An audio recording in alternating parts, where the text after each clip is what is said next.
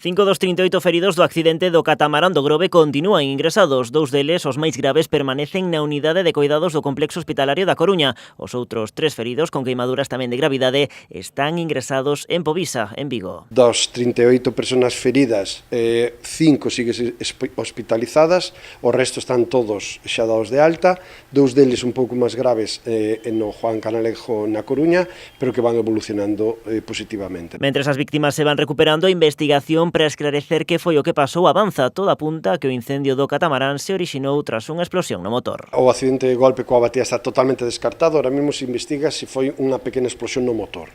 E iso provocou unha chispa, un incendio e debido ao material do barco, pois foi eso, un incendio que se expandeu moi rapidamente. O catamarán Boramar levaba menos dunha semana operando dende o Porto Meco. Era un barco que tiña traballado no Mediterráneo durante moitísimos anos e se truxo ahora ao Grove desde o Festa do Carmen, que estaba traballando na Ría de Arousa.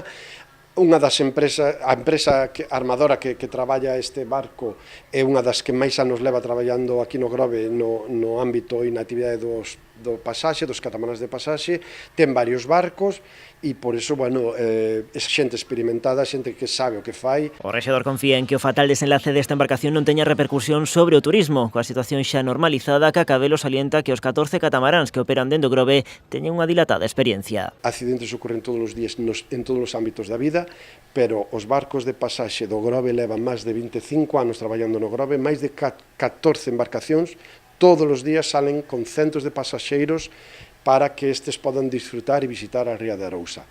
Xa vos digo, máis de 250.000 persoas todos os anos durante 20 e pico anos, son moitos centos de miles de persoas. E reivindica que esta actividade turística é, ante todo, segura.